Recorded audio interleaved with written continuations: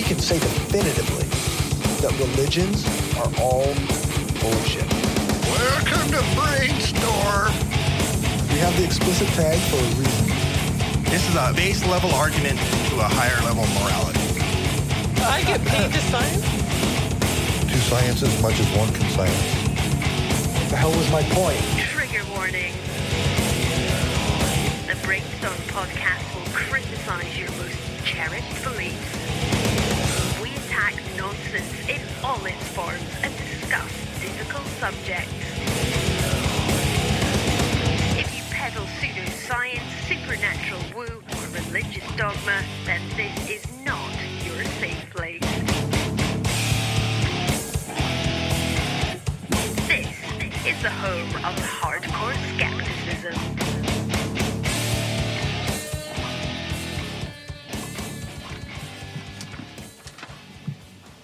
All right. Hi, and welcome to the Brainstorm Podcast Skeptic Studio, where we do interviews, major topics, and news related to skepticism and atheism. I'm Corey, and my panel tonight are Destin. Howdy. Angela. Hello. Leo. Hey there. Lisa. Hi. And Renee. Hello. With the always amazing Dave doing sound. Hello. We're here in Roman Empire Studios in Regina, Saskatchewan, and today is December 9th, 2016. The Skeptic Studio is brought to you by Reasonist Inc., atheist, skeptic, and science-based apparel. You can find them at reasonistinc.com. Tonight's guest is a genuine heavyweight in the skeptical movement, a prolific writer for Neurological Blog and Science-Based Medicine. He's got multiple courses on skepticism and critical thinking in the Great Courses series, and he's been a speaker at many skeptical conferences. And he's also the host of The Skeptic's Guide to the Universe. Thanks and welcome, Dr. Stephen Novella. Pleasure to be here. Thanks for having me.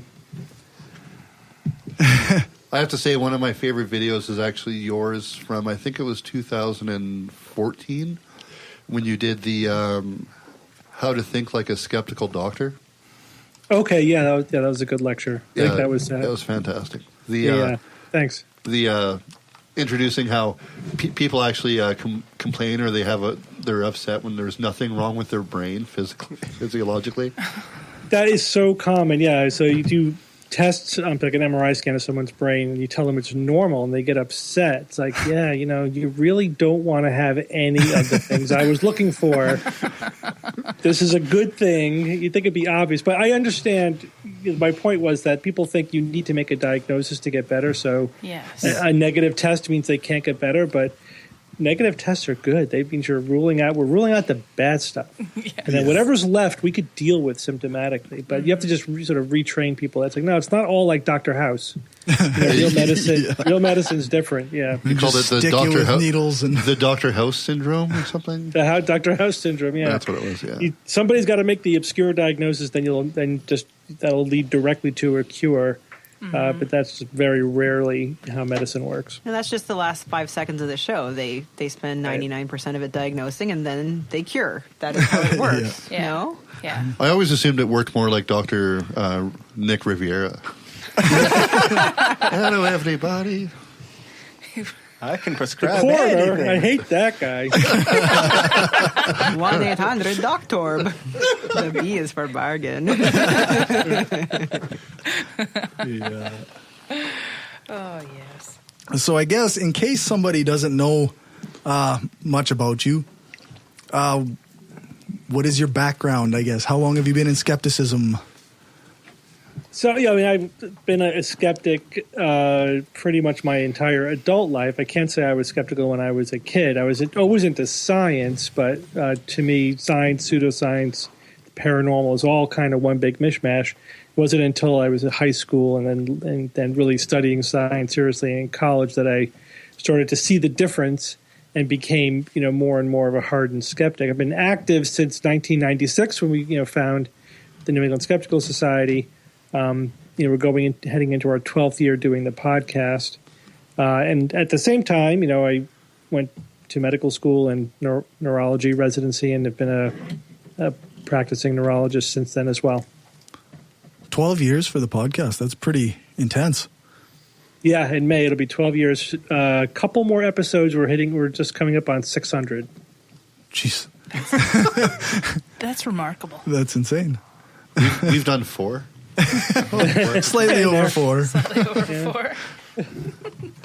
Just a matter of consistency. So, you know, you got to look at it like a job. Like, how many people go to a job 9 to 5, 5 days a week for 20, 30 years? Oh, yeah, that's right. You know? It's just the same thing. It's just part of your schedule. Mm-hmm. Fair enough. Yeah.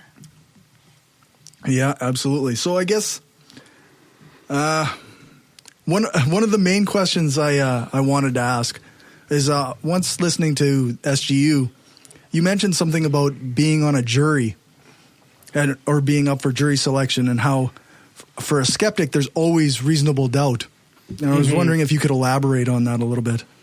Yeah, so this was actually, I mean, I've been voir dired like 3 times, I believe, in my life, and I'm always out the door very, very quickly.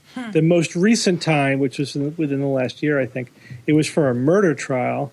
And, you go out one by one in front of the judge, the prosecuting and defending attorney, and they ask you some fairly routine questions. As soon as you get anywhere near the topic of skepticism, like, what do you think about evidence? I mean, you could just look at the looks on the faces of the attorneys, and you know, like, there's no way they're going to put me on this jury.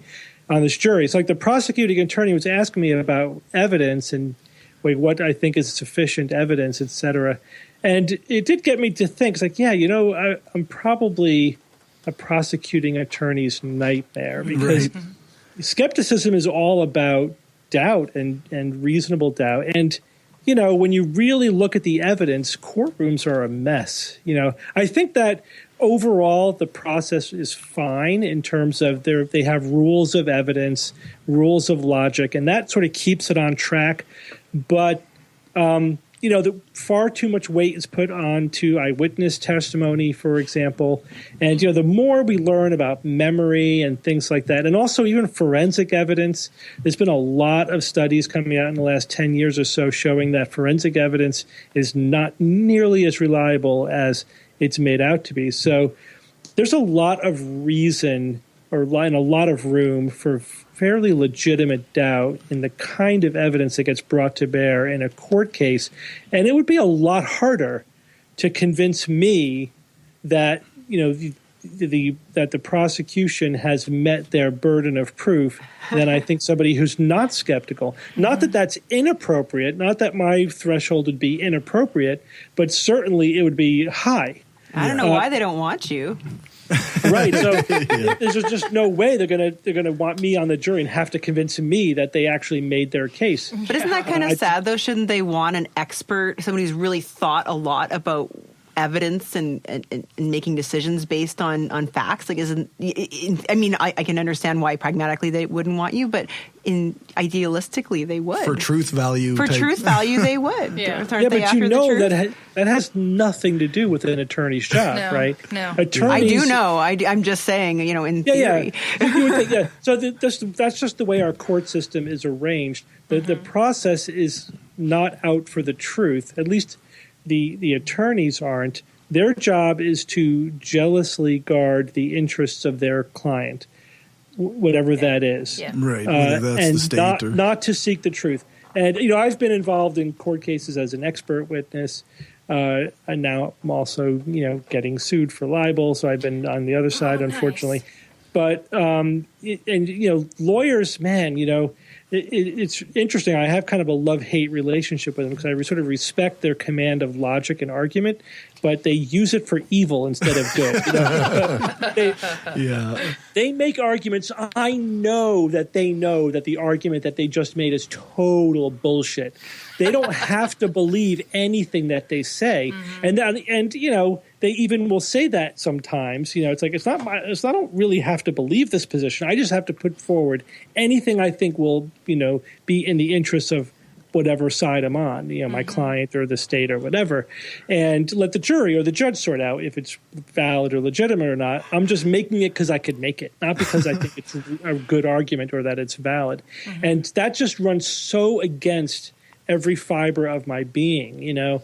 It's so unskeptical. You know, I think one of the things that I really try to convey and to teach people who are interested in this sort of thing is that you have to go out of your way to be charitable to the other side and to put aside any what you want to be true. You can't be an advocate for one position. You have to be an advocate for the process and for, as you say, for the truth. But that's just not the way a court system works. Right. You could argue about whether it works out well in the end because both sides are being represented, and therefore it should all come out, in the wash. But it is incredible to watch. It's like there's a lot of cognitive dissonance that goes on when you listen to lawyers make their case, and you just know, God, they know they're full of shit.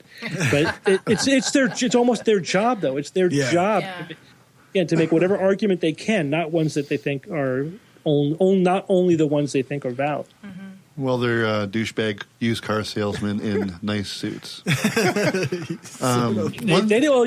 be fair, they didn't make the system. They didn't design the system. Yeah. They're just filling their role within. They're actually being very ethical in that.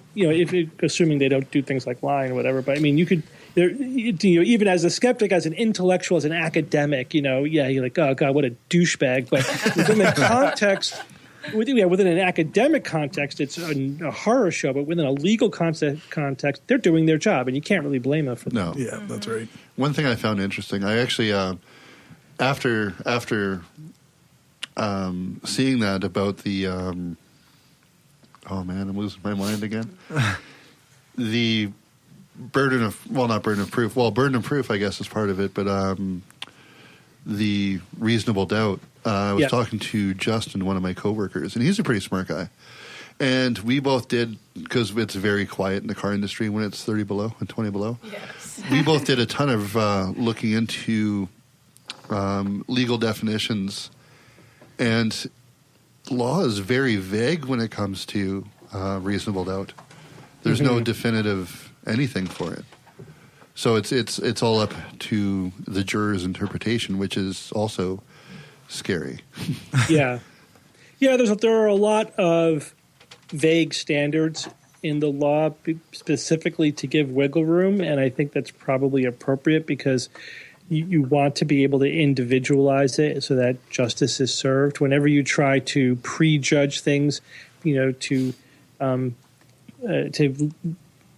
specify them out in extreme detail, you realize you can't anticipate all of the nuances of reality. Yeah. It's the same thing in medicine. Like I tell people, because we're talking about end of life issues is I think a similar situation where people want to have advanced directives. What to do when you're in a car accident and you have brain damage and you're on a ventilator, and people have asked me for advice on what should I say? What do I want to have happen or not have happen? What you really want is somebody who understands your wishes to be your power of attorney and to make those decisions with the doctors treating you in the moment. You can't anticipate what the exact situation is going to be. And don't try to anticipate it or to spell out exactly what should happen in every situation, because you will not account for whatever actually happens. And you'll just be tying the hands of the people who are trying to do what's best for you. And it won't work out. So sometimes it's best to leave it vague when you have to account for details you cannot anticipate. Makes sense. That's really reasonable. What's reasonable doubt? It's whatever it is in that situation. Yeah. There are guidelines, of course, but you don't want to spell it out too much. Yeah. That's interesting. I guess the idea of you mentioned eyewitness testimony earlier, so that kind of leads a little bit to my question about how unreliable is the brain really? Yeah, I mean, it's incredibly unreliable. It's so the way I like to say it is, you have a altered memory of a filtered perception that's all been biased by your emotions and your expectations. You have essentially a story that you don't have a memory. You don't really have knowledge about what happened in the past. What you have is a story that your brain created for you.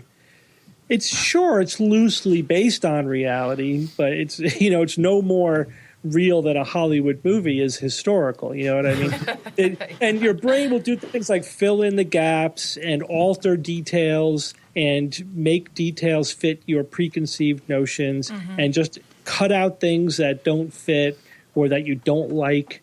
It will change the script in order to make you feel better, in order to, meet your emotional needs. And it will evolve over time as your experiences evolve, as new memories come in. The brain likes to keep everything consistent. It's like its highest priority is that everything sort of fits together. Mm-hmm. And so not accuracy. So if two things don't quite fit together, just change the details. Doesn't matter. Merge them together, whatever. It's amazing we can function at all. Yeah, well, obviously it's practical. We do function. Yeah. But the question is, how well do we function? We clearly we function well enough to survive. In the wild. Our ancestors just obviously were able to kill things and eat them, and find food and survive, etc. How well do we function in a complex technological civilization? That's a different question. Mm-hmm. Yeah, we're just cave people thrown into like the information age. That's all we are, right? Like, And our brains are really not very well adapted to it. You need the cultural adaptation. That's what skepticism is, really. That's what science is. Science is like, okay, our brains suck, but these are all the things that we can do to fix it. We could write stuff down. We could use objective outcomes instead of subjective outcomes, because if it's subjective, we're hopeless. We're just going to make it up. So, there's all these fixes. That's what science and skepticism really is. It's a fix for all of the flaws in the way our brains remember and process information to try to compensate for that. So the good news is you could fix it all, but you need to be vigilant, and you need to respect the process. That's why we're all about the process, not the final outcome. But if you're just going on your emotions and your memory and your subjective validation and confirmation bias, all those things, it's hopeless. You will be hopelessly out of touch with reality.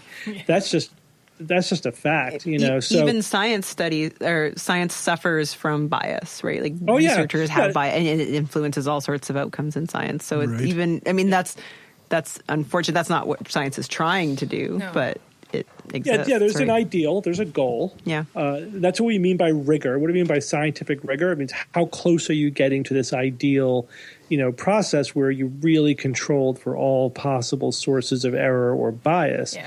And of course, no single scientific study is perfect, and that's why we like to see replications, independent replications, and see a consensus of multiple lines of evidence converging, and then even then, there's always a little question mark there that we got to keep that open mind that maybe that everyone is systematically looking at things from a certain perspective, and somebody will come along and look at it from a different perspective.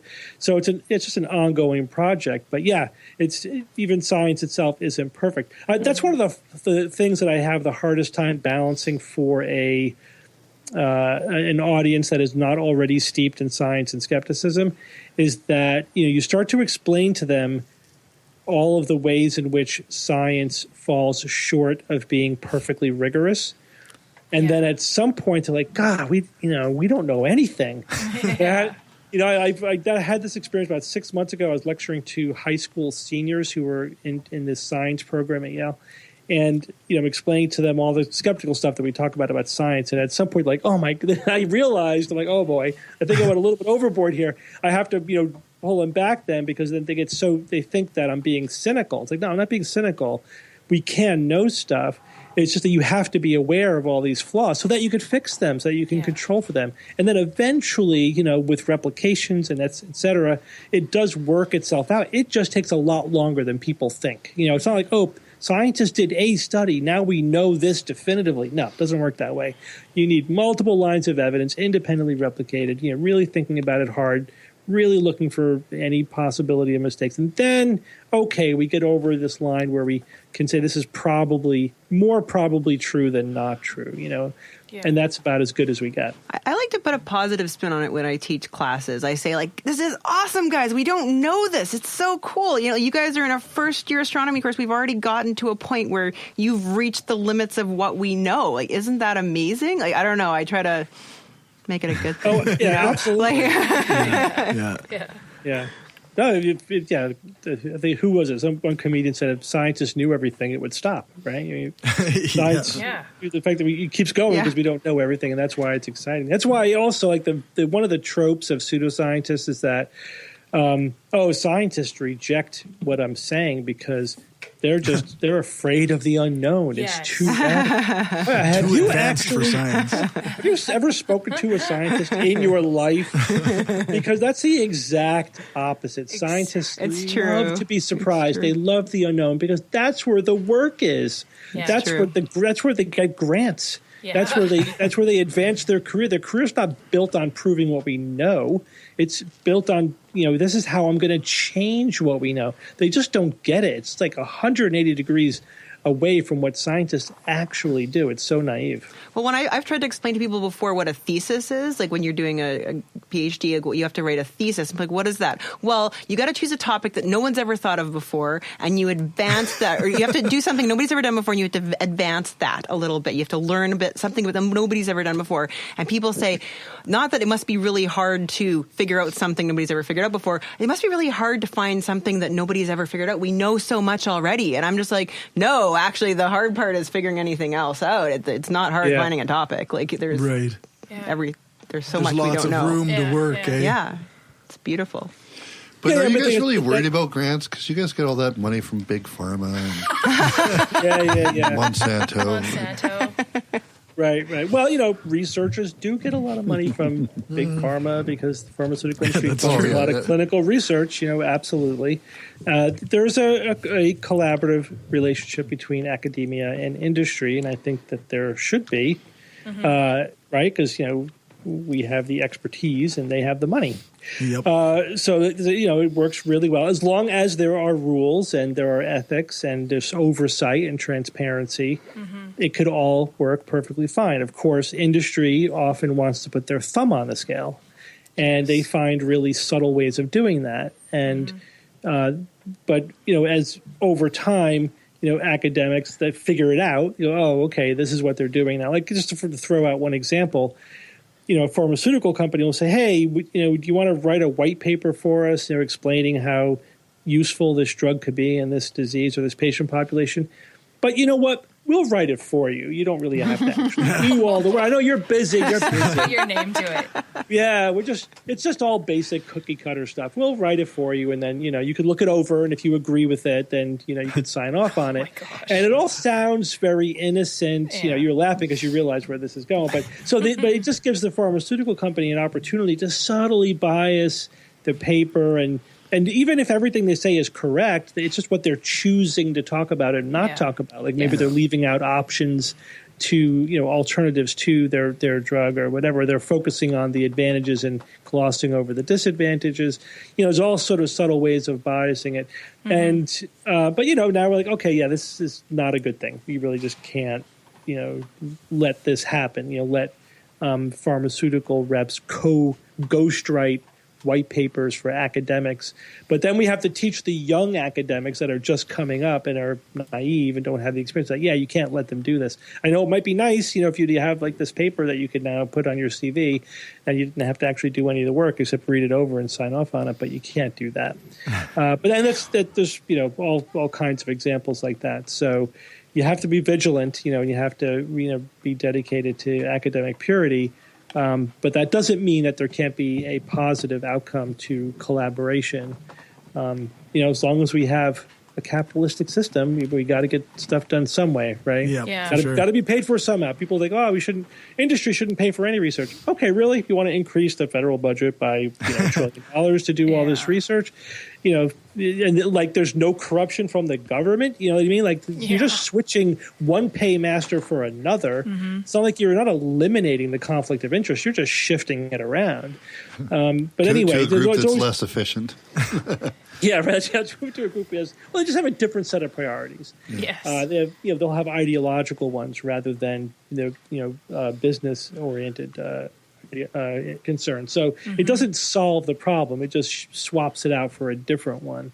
But it is good to have a bunch of different people doing it. So you hope that the interests average out to some extent, right? Yeah. You don't want it all being paid for by one interest. All the research, you want the research some to be independent, academic, government funded, private funded, other countries. There's many different sources as possible. So that the vested interests tend to average out and control each other to some extent. So that way you don't have Bear in 1942. Right. Yeah. No, absolutely. You know, like you brought up Monsanto, you know, the anti-GMO. They're a fantastic company. Correct. I don't care what anybody says. Monsanto is a fine company. Sure. I mean, I'm not going to defend companies, you know, and pretend like they don't do things that are a little squirrely. Yeah, all companies do that, and some do it more than others. But if you really look at the history and the details, the company, you know, the current Monsanto company that's doing making genetically modified seeds, they're fine. All the stuff that's being said about them is wrong. It's just they're lies. You know, it's actually not true. Yeah, sure. Did they lobby the government to lobby for states when labeling laws came up? Absolutely, they did, and I actually agree with them on that issue. But that doesn't mean that they're evil. The notion that they're evil and they're killing farmers in India and they sue poor farmers for accident, no, that's all lies. Yeah. But that doesn't mean we don't need a watchdog on them, because if they we need transparency, we need regulation, because absolutely they'll look at things, even if they mean well. The motivated reasoning will be such that they will they will behave in such a way that is most advantageous to their bottom line. That's their job, right? Their company. As any company will in any industry. Yeah. Sure. You have to expect that. That's the baseline. I don't think they're really any different than the baseline selfishness of any corporation, when you actually look at the details.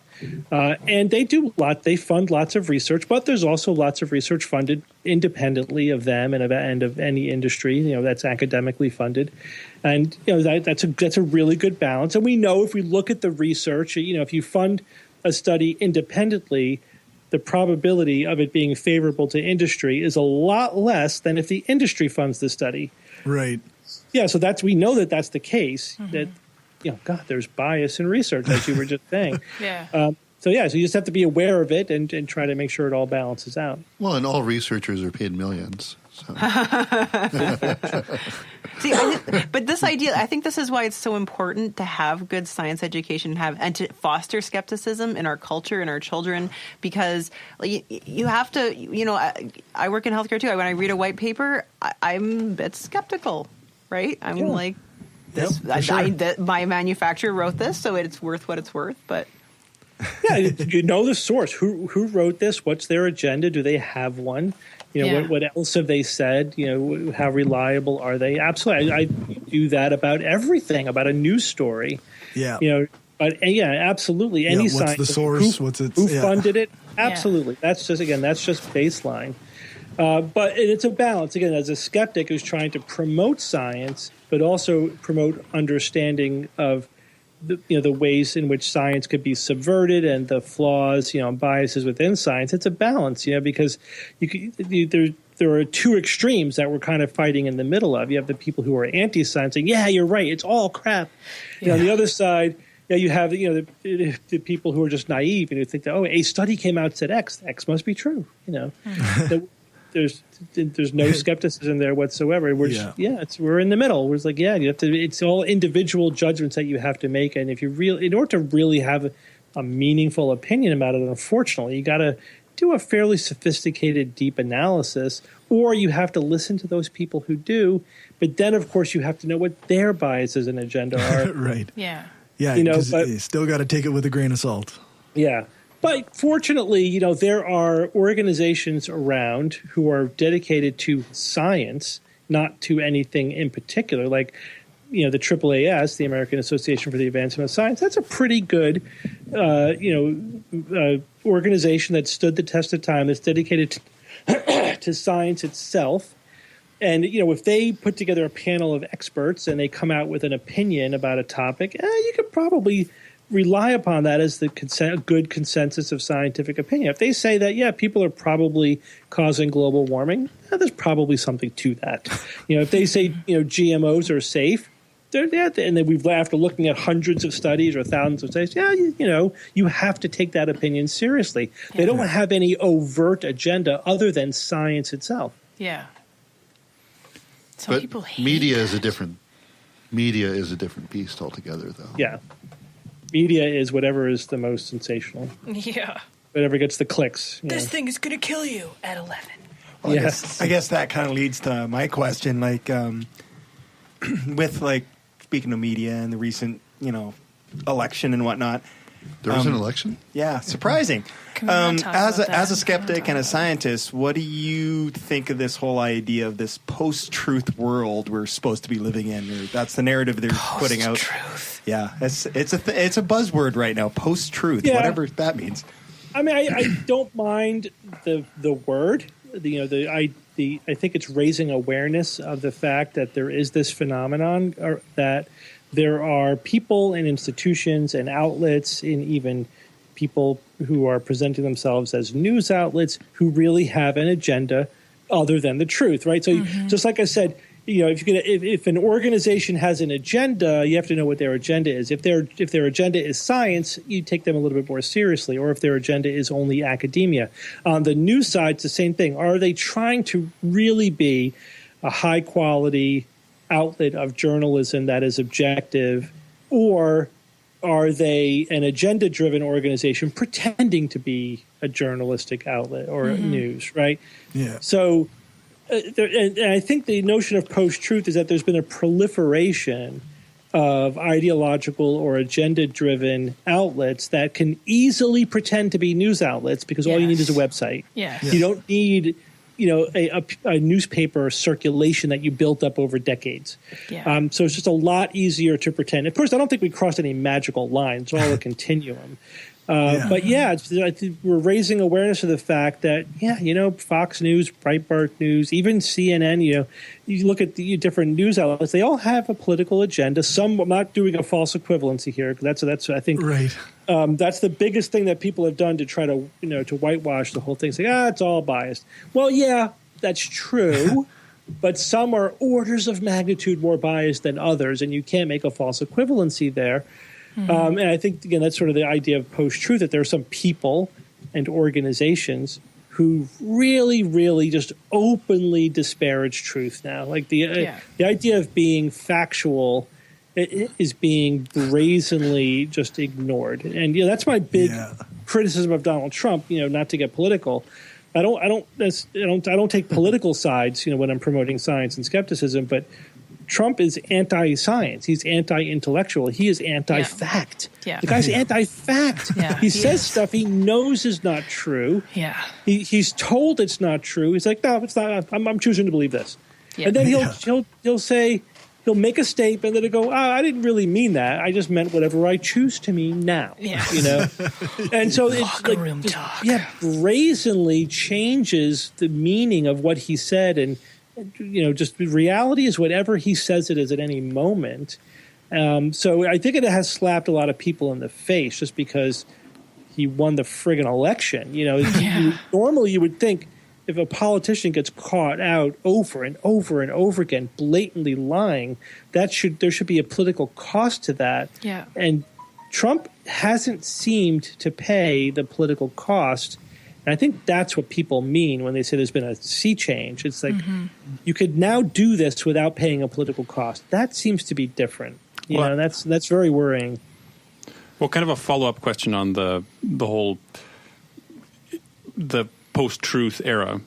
How do you see this going forward? So media is probably not going to decrease anytime soon. Well, we'll just have more social network sites where more bullshit gets passed around. Is there a silver lining, any way of controlling misinformation about any topic, be it political, like about science or anything else? No. Simple, to the point. No. I can give a more elaborate answer, but I think the short answer is, unfortunately, there's no way to control it. The genie's out of the bottle. We have the immediate access to information, the democratization of information. We get all the good things with that and all the bad things with that, and the bad things are bad. There's no editorial or quality control filter in place anymore. And people, there was a recent study we talked about on the SGU where middle school, high school, and even college students had a hard time telling the difference between actual news and advertisements judging the quality of a source, et cetera. So I think that on the end of the kind of news and information that's being produced and disseminated, I don't see much of an improvement. We may get some new tools that help us impose some voluntary quality control, but those are only good if people use them. I think the only potential real fix at this point is a real dramatic increase in the quality of education, so that people are taught critical thinking, how to evaluate sources, the fact that, okay, there's no editor filtering this for you anymore. Mm-hmm. You can't even assume that somebody didn't make this up out of whole cloth. Yeah. So you have to really be, you have to really skeptically evaluate everything. Mm-hmm. And, we have a long way to go in terms of just, I think, the average person. Do you guys run a Facebook page? Yep. Yes. So you're painfully aware of what that means, right? You post an article with a headline, and the vast majority of people who comment read the article and not the headline. And obviously so, because they say things, you're like, that guy didn't read the article. Right. He clearly has no idea what the article said. He's just making assumptions based upon the headline. I've even had people in the comments of our Facebook page defend that behavior. It's like, I don't have time to read articles. I don't have to read an article to comment on it. The headline should tell me everything I need to know. Yeah. Well, so many people get their news incredible. from Facebook, and it's like, oh, I just heard this. I just heard this. Truth has to be revealed at 140 characters, or don't bother. See, I get most of mine from Natural News, The Onion, and Dr. Oz. For sure. I know Dr. Oz is one of Steve's favorite guys. Oh, yeah. So, I mean, the situation is dire. I agree with that. And I don't see a solution other than, really teaching critical thinking and media savviness. Because I think there's just no way now to keep people from just creating fake stuff. The thing that really has me pessimistic on that particular point is that anytime you do try to put in a fix, they just spoof the fix, So, like for example, you start saying, "Hey, okay, guys, there's some sources out there that are fake news." They go, "Yeah," and then they point to all of the legitimate sites. And look at all these fake. They immediately cut the knees off of that term, right? They made it useless by basically applying it to everyone that they disagree with. They watered it down immediately to worthlessness. And I think that's what they're going to do. You make a rating system, they'll spoof the rating system. You make a filter, they make their own filters. They have their own outlets. There's nothing nothing quality control that I could think of that you could do that they can't spoof. The only exception to that is if there are particular websites like Google and Facebook that already are so massive that they can't easily be spoofed, right? And if they put in some kind of quality control filters, that could have benefit, because you can't just say, well, I'll make my own Facebook. Yeah, good luck with that. Go ahead and do that. But you can it's kind of like the the Conservapedia, right? You guys have seen the Conservapedia. Well, you can already tell people how to tell what fake news is. It's just anything with the terrible banner ads, right? They've got flashing boobs in the corner. You can't really read it. It's fake. There are some legitimate sites though that but have then those you can ad find plugins. it somewhere else. Yeah. Don't read that crap. If it's got that, it's wrong. My Hotmail has that. It's like, oh my God. So-and-so in Regina, blah, blah, blah, blah, blah. Weight loss, making $1 million from home. Your email's all fake. Your email's fake. No, it's not the emails. It's the banner on the side. Email, but it's easy to say that just don't read that, because people who are on the lookout for fake news, they know how to spot fake news. Yeah. But so many people, they read something, they won't even look at the URL, which is normally a very good indicator. If it's a bunch of weird letters, that's not a good sign. But so people who are not on the lookout for fake news, they will read something and take it as a gospel, and never think twice about it. But that goes back to skepticism should be part of our culture, right? It should be the way we raise our children. It should be a class taught in school from grade 1 on. It's called science class. This should be taught in science class. It should be taught in everything. Yeah, it should be. Absolutely. English, history, social studies, everything. Absolutely. I agree. Yeah, I mean, how do you evaluate information? Yeah. Well, critical thinking has been a buzzword, in the education system for decades, but it just doesn't mean what we mean by critical thinking. True. Yeah. They just go through the motions. In my experience, a lot of times. Not that there aren't good teachers out there are, but systematically, it's not being done. They're not teaching people how to really think critically and evaluate claims and obviously sources. Like, for example, you said, "Oh yeah, just look for the banner ads." But you're assuming they've clicked through to the source website. True. Most of the time, they're not even doing that. And that's what, again, that recent study showed most people didn't even click the link. They just read the headline or the summary, the sub-headline. Wow. They didn't even click through to see what the source website was. Yeah. It's just all a mishmash of headlines on Facebook. And so that there's not even the opportunity to evaluate the source. That we're not even getting up, onto first base there. So that shows you how far I think that we need to go. This headline agrees with my biases. Would you then say that? Would you then say that the sudden, because in the span of humanity, our access to information skyrocketed 20 years ago. Mm-hmm.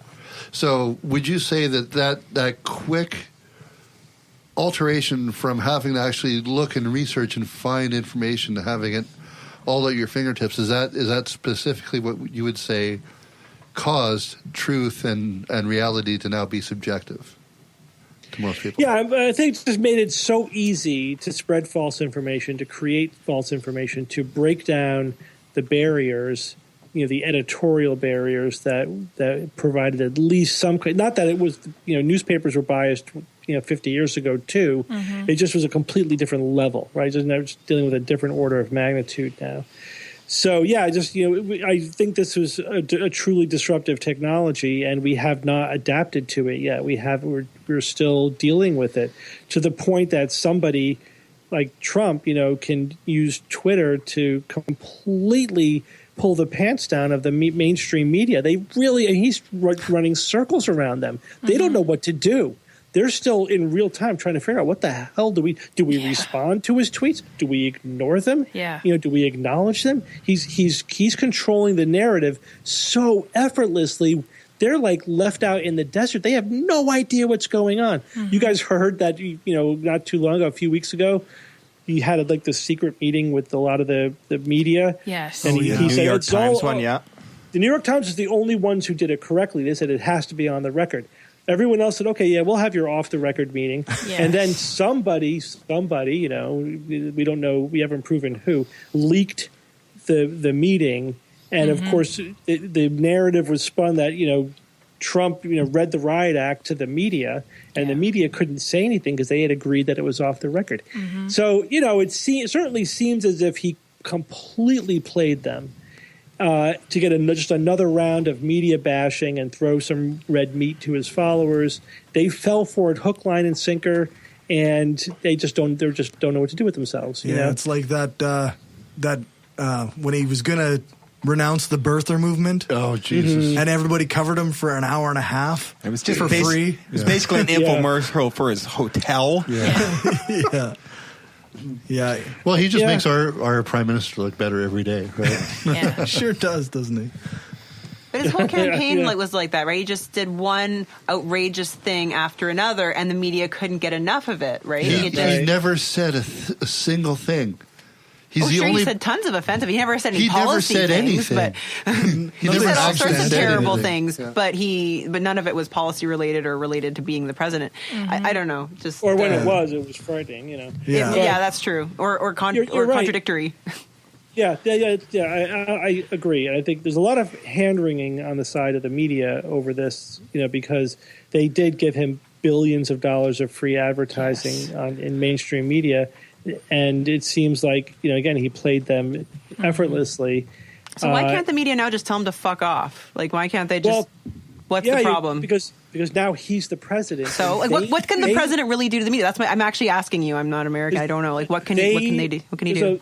I think this is the problem. They feel like they need access to the administration, to the president. That they could get news, they could get information about what's going on. And if they get cut off from that information, that really hurts their legitimacy and that they'll be left out from breaking news. So he's got them by the balls, right? It's like, Right, hey, yeah. you want me to tell you, like, when there's breaking news that Actually, he's got them by the pussy.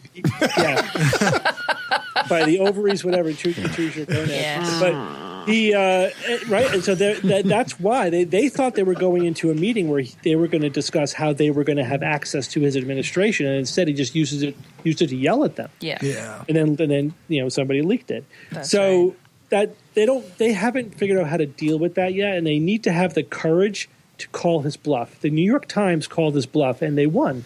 And hopefully everyone else will go like, okay, we screwed up. We just have to just call his bluff now. Yeah.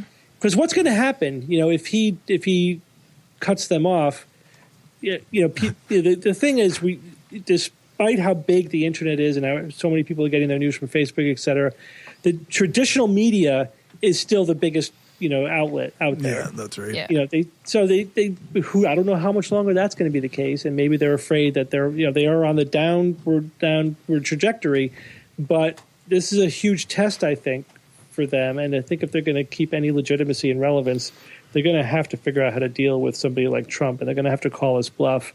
But the last year has just been an embarrassment for the U.S. media, total embarrassment, and they know it. I think they know it. Yeah. I think they're the biggest losers in the last year was the media. Maybe the American public is the biggest loser. Well, honestly, you guys are in big Yeah. shit. In my opinion, I don't know. I hope you're not, but. Yeah. Hopefully it's not as bad as we expect it to be, but Or as bad as it looks like. I mean, Yeah. It's going to be worse, I think. So we're in that phase where he's the president-elect, but he hasn't actually done anything yet. Everyone now is doing that thing where we're hoping for the best. But if you're looking at his cabinet picks, oh jeez, it's a horror show. I mean, he just tapped. Somebody who thinks that the FDA shouldn't be regulating drugs to head the FDA. or the man that he tapped for the head the EPA who was anti-EPA. Yeah, who's anti-EPA. Yeah. It's like hiring an arsonist to be head of the fire department, or a flat earther to be the head of NASA. These picks can be disastrous. I remember when Stephen Harper, our conservative prime minister, was elected many years ago now, and I remember was it a creationist chiropractor? He assigned to be the Ministry of Science, and eventually they just got rid of that ministry. There was no Ministry of Science after a few years. But no science in Canada. And then honestly, science has taken a big hit in Canada, and we're still rebuilding that since the Harper years. All sorts of things were destroyed, and research was thrown out, and libraries are gone, and scientists are gone, and it's something we're going to take years and years and years to get back. They literally burned data. So you can. I mean, and our prime minister, I don't even know if he's as powerful as your president. So I mean, it could be a shit show. It could be bad. President, unfortunately, is very powerful, and one of the controversies over the last 50 years, really, is that the executive branch has been slowly leaching power from the legislative branch, and Congress has been letting them do it. Yeah. Essentially because if the president does something with an executive order, Congress doesn't have to vote on it, and therefore they don't have to risk the political downside of having voted on something. So the president, in a way, can sort of provide political cover for them. All Congress has to do is just not do their job and let him take their power away from them. So the constitutionalists are very upset about that. And now, so one of the things that Trump has been saying is that he's like, that's like the one thing he likes about Obama is that he had the balls to just take executive action and not have to go through the Congress. So a lot of people are not happy about that. But so they do have a lot of power, although anything that can be done with an executive order can be instantly undone by the next president. Because it doesn't have to go through Congress, but by definition. Except you get into situations where the executive basically run the legislative too. Yeah, well, which you're getting dangerously close to. Or make an executive order which sets up an organization within the administration that is basically filled with bureaucrats who nobody voted for, and they have a lot of power to do stuff. The only thing the president can't do is provide money. That's the one thing that Congress has 100% control over the funds. their main power. But if they let the president allocate funds for things, then that's the real power that they're giving up. So anyway, like for example, Trump has threatened to cut off funding for NASA's Earth science, right? So NASA is no longer going to be doing things like measuring temperature and investigating global warming or the climate. So all of NASA's climate science is going to evaporate with the stroke of Trump's pen, and we're going to lose years. Yeah. So now we're not even going to be researching it anymore. Mm-hmm. So the amount of damage he potentially can do is massive. And the only real check on his power at this point in time is a Republican Senate and Congress. Yeah. So that's a variable that is not necessarily easy to predict because, Trump is not a real conservative. People like Ryan are not happy with him, but they're working with him. And it's hard to tell how that's all going to play out.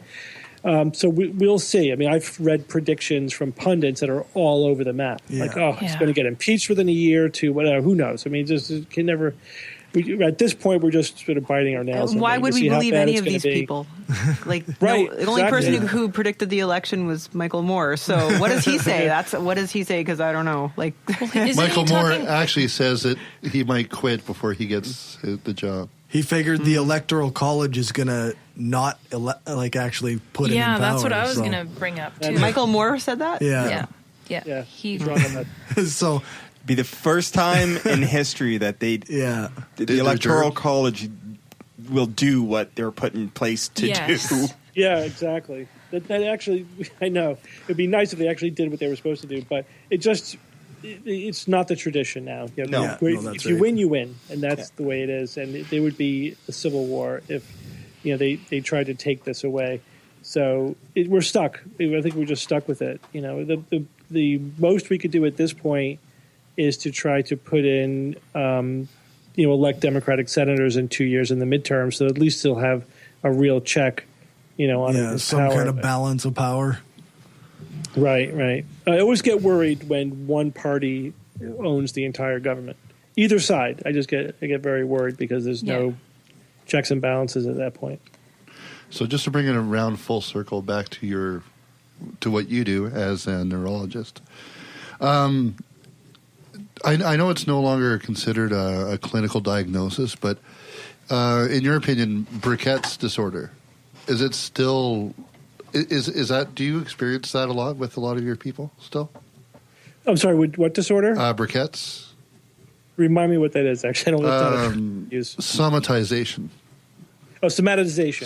Sorry, I can't. Yeah. That's an interesting term. Maybe that's a Canadian thing. I haven't heard that. So that's an ongoing controversial notion, and it's the idea that people manifest psychological stress through physical symptoms, usually neurological symptoms. Well, it could be GI, could be cardiac. Obviously, I see the neurological stuff. That it clearly happens. There's no meaningful debate about whether or not that happens. It's the real question is how to deal with patients when you suspect it might be happening, because you don't want to make a mistake in either direction. If you think that somebody that their symptoms are a result of anxiety and a somatization disorder, and you miss a real treatable, pathological diagnosis, that's obviously a horrible outcome. But I think people don't realize how horrible the outcome is the other way. If somebody does have anxiety, that's their underlying diagnosis. That's causing them to have physical symptoms. And then you're doing the endless, what we call the $1 million workup, looking for another cause of those symptoms. First of all, you're never going to properly address and treat their anxiety, which is also a real disorder. The idea that it's not real is not true. Mm-hmm. It's not fair. And there's a lot of medical mischief that could happen when you keep looking for something that's not there. Because no test is perfect. You're going to get false positives, that's right. or you're going to run into some quack who's going to diagnose you with Lyme disease or candida hypersensitivity or some fake illness, and then you're sucked in for life to getting fake treatments for your fake illness and not treating your anxiety. Yes. Or whatever, or depression, or whatever it is, whatever the underlying problem is. So I've seen horrible outcomes both ways. It's much more often that the underlying anxiety or depression or whatever diagnosis is not being properly made, or maybe it's not. Maybe they don't even have that. They just, some people just have a lot of physical symptoms, and it's just their everyday life stressors. Maybe they're under more stress than the average person, and that just manifests through physical symptoms. But they're convinced they've got something, an infection or something on the out, that is attacking their body somehow. That could destroy their life. I've seen that destroy people's lives. And again, that they're the ones who are the most vulnerable to the Dr. House syndrome, because they're looking for the expert to give them the magic diagnosis. That's right. And every time they get a negative test, they get upset because they think that then you have the other layer of not only do they think that means you can't help them, they also think that you now think that their symptoms aren't quote unquote real. Yeah. So there's another psychological burden to the negative test. They want to be validated with a positive test, That's right? right. And so when you get that sort of squirrely false positive, to them that's validation. And if you try to take that away from them, that's another threat. So it becomes really complicated. And we don't really have a good way of communicating with patients about that, because there's a lot of ideas that are just not in the popular consciousness. And despite, I think, our best efforts to explain what is a very complicated topic to patients, they often walk away with the summary of, he said it was all in my head. That's how people summarize. Like, no, it's actually not what I said. And I specifically try to make it clear that I'm not saying that, and you validate it every way that you can, but it's just really, really challenging. Yeah. And if you're a neurologist, isn't everything all in people's heads? Well, yeah, exactly. Glioblastoma is all in your head too, and that's no good, right? Like, So the way I explain it, though, is like there are some disorders are pathological, meaning that you could see some pathology, right? There's something wrong with the cells. Yes. Like a tumor or an infection or whatever. Cells are dying. There's some clear pathology. Then the other neurological disorders are functional. There isn't any identifiable pathology. There isn't anything wrong with the cells necessarily. It's just that the brain is not functioning within acceptable parameters, right? The brain is not functioning in a healthy way, in some particular way. And like a good example of that is a migraine. There's nothing pathological with a migraine. There's no test for migraines. Your MRI will look normal. Everything will look normal. Yeah. How do I know you have a migraine? Because you tell me you have the symptoms That's of right. a migraine. Yeah. That's it. It's a purely functional disorder, but it's a completely uncontroversial disorder without any stigma. So it's a great example of what we mean by a functional disorder. Yeah. But there are lots of other functional disorders that are like migraines, and some of those include what we might call somatization, meaning that you're having symptoms that may ultimately come down to stress. Yeah. Stress is a good non-judgmental term. If you tell somebody they're having stress, nobody gets upset at that. Everyone thinks, yeah, you're right, I'm having stress. Right. Everyone is happy to endorse that. You tell them they have anxiety, then it's that's a hit or miss, right? Then patients may push back against that notion that they have anxiety. I usually just ask them and see. I have to go by what they tell me. Yeah. So it gets very, very tricky, but there are ways to deal with it. But I think that we're always starting from almost a point of maximal ignorance, because there's just no one in the public is taught about any of this, and how it's portrayed in the media or on TV is counterproductive. If anything, it's not preparing people at all to think about this in a meaningful way. And the internet doesn't help either. No, you can can find something to support whatever thing you want. You could diagnose yourself with Lou Gehrig's disease really quickly. Yeah. What do you mean? WebMD may not be the way to go. It's cancer. What? It's always It always cancer. says I have cancer always the every cancer. freaking time. You should go to the doctor. All right, so I've asked you a few questions, but the most important one I wanted to say for my last question. Any plans to co-write any more D&D stuff? More D&D stuff. D20 system stuff, anything like that? No. Well, you got nothing but free time. I had a company with 7 of my friends, and we had some intellectual property that we parlayed into, I think, 7 D20 books. That was fun. It was good to do that. But I don't have the time or inclination to do any more of that. Anytime I have to write, I'm going to be writing in the skeptical sphere. Right. Anybody got anything else? I have a question. I love asking real doctors this question. Okay, this is not on skepticism. Okay, what is the worst shit? Like, what, this is really morbid, but what is like the worst thing to diagnose? Like, what is the thing that you would hate to have yourself or a family member? Like, what is the worst thing in your line of work?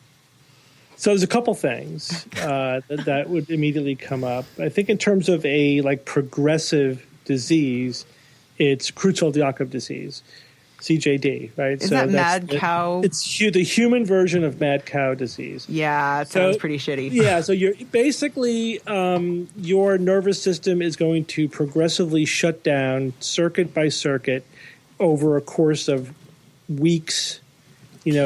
From the first symptom, it's usually months, but by the time you're seeing a physician, it's a few months or it could be weeks. I've seen patients, who progressed day to day, like they were they were dead within a week or two. Wow. So it's relentless. There's no treatment for it. We can't even slow it down. You're just going to neurologically deteriorate every day until you die. And how long? What's the time scale on that? Like months? Yeah, weeks to months at the most. Yeah, it's horrible. In terms of a one-time event, not progressive, that's locked in. Oh, yeah. So you have a stroke, for example, it wipes out your upper brainstem, and now you're basically paralyzed below the eyes. You're fully conscious. You could move your eyes to some degree, but you're otherwise fully paralyzed. Oh, it's awful. I'm so glad I asked this question. I'm so morbid. Oh, God. I had this one patient, it's like a 21-year-old guy who was in a car accident who was locked in. Jeez. And can you guys do anything for that? No. So every time we interacted with them, he just cried. That was his only response to anything, was to just be in agony. Yeah. I just can't imagine, what that would be. Sorry, so he would feel, he could feel below, but he couldn't interact. Is that correct? He could feel pain? No. He mental agony. Yeah, it was mental anguish. Yeah, it was just, how you doing today? Cry, so. Oh, that's terrible. Yeah, because he could hear, he could move his eyes, but he just couldn't do anything. Just locked in. That's the term. You are locked in. That's worst case scenario. It's probably worse than the other one. At least the other one, you're dead within a couple of months. Right. Yeah. This one, my only hope is that we develop really good virtual reality, so that at least you could strap some VR goggles on these people and they could interact. Or either that, or you got to be able to implant electrodes in their brain so they can interact with a computer or a robot or move an arm or something. We're there. I mean, we have that technology, and we're really on the cusp of using it in people. Yeah. Therapeutically. It's still, in a research interaction right now. But, we will see within, 10 years, I think, therapeutic applications of that. So, there is this little sliver of hope on the way. Because, their brain's intact. It's just cut off from the rest of their body. How common is this? It's not uncommon. We see it. Man. See it. It's terrible. Yeah. That's totally fascinating. It's fascinating. You feel so bad that you're so interested. No. I don't feel bad. I'm really interested. Though. That's Because really you have no interesting. soul. Well, wait. Okay, we all have no. Yeah. Nobody has. We're fine. I meant that metaphorically. I'm locked out. That's why we Have a soul. That's why we have a saying in neurology: you never want to be an interesting case. Right. Yes, Oof. very Yeah. true. You never want to be a case. Yeah. Yeah, you seem like a really cool doctor, but I never want you for my doctor. I treat mostly migraines these days. So, Really? Yeah. That's interesting. Still don't want those. I I'm get good. those. I'm I good. get those. It's not fun. Yeah. Well, most people in the States, if they get really bad neurological problems, they just die because they don't have the health care anyway, right? Wow. In the Oh, States. I don't know if that's true, but that what you guys are, what Canadians think about American health? Sometimes. Well, No, Yeah. you will. You No, will get we die excellent waiting. World-class healthcare. You will just pay through the nose for it Yeah. unless you're well insured. That's right. we're going So to it's debt just- incredibly for, I don't know. Are you seeing more neurological symptoms and issues now that Trump's been elected? Are people are people's brains reacting, exploding, and growing things? I don't know. Not so far. We'll see. No, that's the psychiatrists and psychologists that are Yeah. doing this here. I don't know. I can see myself sprouting a tumor if he was my president. I don't know. I just, Clinical depression. I don't know. My brain's like, I don't want to live in this world. Screw this. I'm leaving. That's it. I'm out of here. All Brian right. just gets up and walks out. Yeah. All right. Well, thanks for joining us. Hey, it was a lot of fun. Thank you very Really much. appreciate Thank you. it. Very interesting. Could easily make this 2 hours, I think. Yeah, if I asked some of the questions I had, but I thought I'd set those aside in case somebody else had something else. But we will let you go, and we will go to a break here. Thank you, guys. It was a lot of fun. I appreciate it. Thanks Thank very you much. So much. Take care. Stay warm. Bye-bye. Okay. Bye. That was awesome. If you like what we're doing and want to help us keep the lights on, go become a patron at patreon.com/brainstorm podcast. You can hear the bonus half hour that we record every episode and get a shout out when you support the show. Become a patron for just $1 an episode at patreon.com/brainstorm podcast. Or you can support the show by ordering a t-shirt, mug or other gear from our store at caffeepress.ca/brainstorm podcast gear. If you can't afford to become a patron or buy gear, then why not give us a rating or write a review on iTunes or Stitcher? Every rating makes it easier for people to find us. Thanks for your support.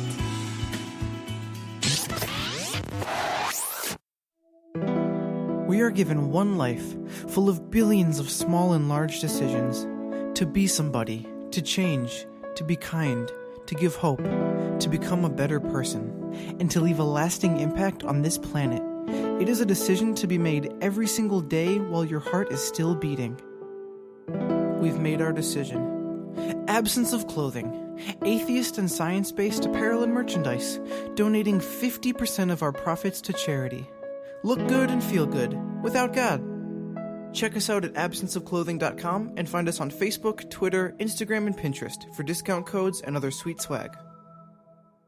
Use the code BRAINSTORM at absenceofclothing.com and get 10% off. I'm Dustin. And I'm Wesley. We host the Atheist Nomads podcast.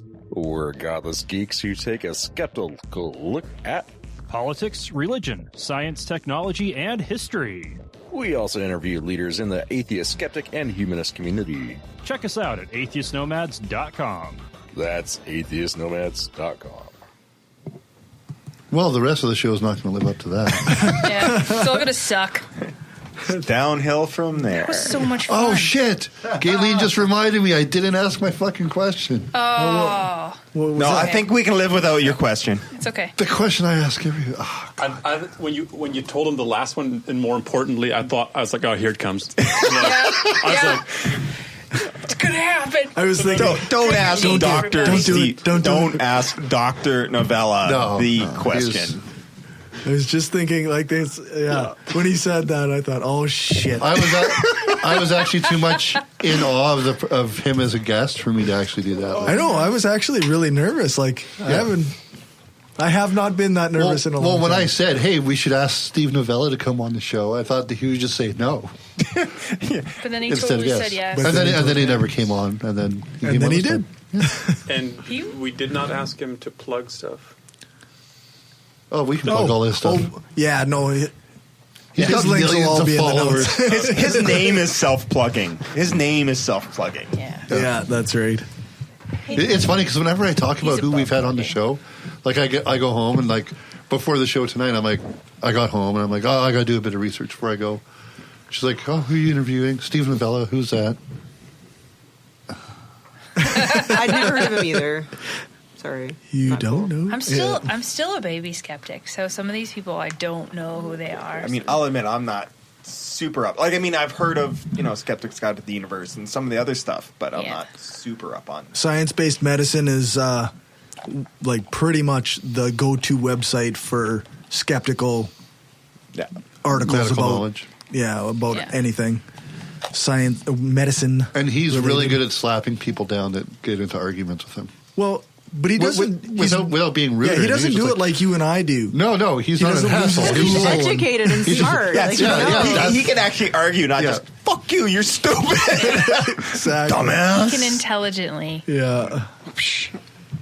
Yes. Okay, so I guess we'll do some religious nuttery. Cornerstone, this might be new to some of you. Scripture says that even our righteous deeds are as filthy rags to God. So even the good things that you do, even things like feeding the hungry and clothing the poor and taking in widows and orphans, as nice as those things are, if not done from the place of obedience to and a relationship with God, are completely worthless and disgusting to God. If you're not daily walking in a place of relationship to God, then the news that we have to bring you is that you're on your way to hell right now. You're really disgusting and worthless to God. Good. I can't wait to go to hell. It's going to be so awesome. Party. All the best people will be there. Right? Hey, if Lucifer's like the Lucifer from TV's Lucifer, I'm okay with that. Yeah. Or even Lucifer from Supernatural. He's pretty cool. Yeah. Well, except for the exploding people whenever it feels like a thing. Yeah. Has anyone ever read Damned by Chuck Palahniuk? No, I have not. It's so good. It's so good. It's so good. That sounds It's about hell, and it's really good. Is it a novel? Yeah. Okay. It's not Cool. nonfiction, right? It's fiction. It's total fiction. He's the same guy who wrote Fight Club. Yes, but he's written a ton of stuff since then. Naturally. Yeah. Yeah, That's he's pretty awesome writer. So Yeah. No, reading interferes with my knitting. I don't do that shit. Audiobook.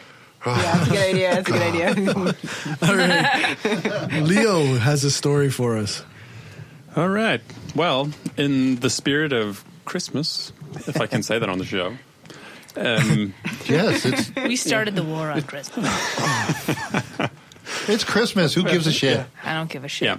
So Fucking Merry Christmas. Doesn't matter. Just wash your hands. Oh, no, that's the bathroom. I always get those two mixed up. Damn it.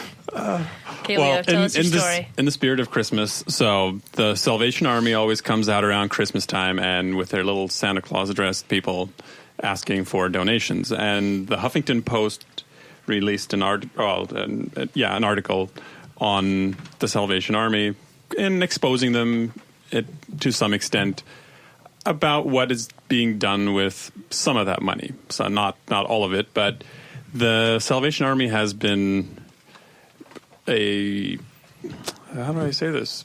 Very homophobic. Yeah. They have worked against gay rights in many different countries, mostly, well, I guess Western developed countries, because they're the ones that have the pro same sex marriage laws that they're against. Yeah. So they listed a whole bunch of things that they've done over the years. I'm not going to read all of them, but just a couple in New Zealand. They petitioned to keep a law which criminalized same-sex sex. Right. They tried to keep that on the books but this was back in 1986, and in the U.S. they've turned down money from the government because the government told them then you have to offer these services to same-sex people. Same-sex gay married people. Mm-hmm. Right. Yeah. Well, so they turned down $3 million from San Francisco, from the city, right? That because they weren't willing to provide benefits, because the law is protecting the LGBTQ people, and they've done a whole bunch more like this, which should make people reconsider who they donate money to. Mm-hmm. As much as I like people giving to charity, there are certain charities who do bad shit with your money. So, yes. Yep. So what do you do when you see them in the mall and they got their little bell and, I just kind of walked on shove by. But like, do we? I don't know. Do you confront them? No. No, because the bell ringers, they don't know They're squat. just these They're old just- ladies and they're old just- guy. yeah, I know. yeah. That's why I don't say anything. My daughter got a mint from the old guy in the mall today, and I almost was like, "No, give that back." You know, I think similar with like we don't want your homophobic mint. But Operation Christmas Child also gonna does make some me a shitty bigot. stuff too. You know, Yeah, totally, totally. Like they're it's a lot about converting and Yes. what's the word? Yeah. Sermonizing and Totally. converting. Yeah, Totally. Evangelizing. Yeah. Well- Franklin Graham is a weirdo, and he's the head of that whole thing. So At our store, we always, every year that I've worked there, so the last 4 years, 4 Christmases, everybody buys, 2 or 3 $10 or $20 gifts for kids, puts the age and whether it's for a boy or girl, I'm not going to get into that part of it, on the gift, and then one of our receptionists or whoever has time wraps them. Okay. And then they drop them off at Souls Harbor. Okay. Right? Which is awesome. Yep. Even though it's still religious, but Right. whatever. But this year, instead, we're doing Adopt a Family through... is that 99? No. And No. Adopt a Family is done through... not food bank. I don't know, man. You got to think You of were- it. Otherwise, the rest of us aren't going to help. You were you. Salvation Army, thank you. Oh, okay. Okay. They're the ones that actually do it. I thought you were going in a different direction. No. So now I'm like, You've well, gone evil. I want to give money, but I don't want to give money to them. Yeah. Give money to something else. Give money to the YWCA. Give money Well, to we're something doing it else. as a crew. I know, but you can personally do something else. Tell them, Oh. no, I did something else. Yeah, instead, we're going to sit down and we're going to turn ourselves into a nonprofit and raise money for Christmas stuff ourselves. We're going to try. We're going to try. Who is? That's fair. Us. Oh, us. Yeah. Oh, good for us.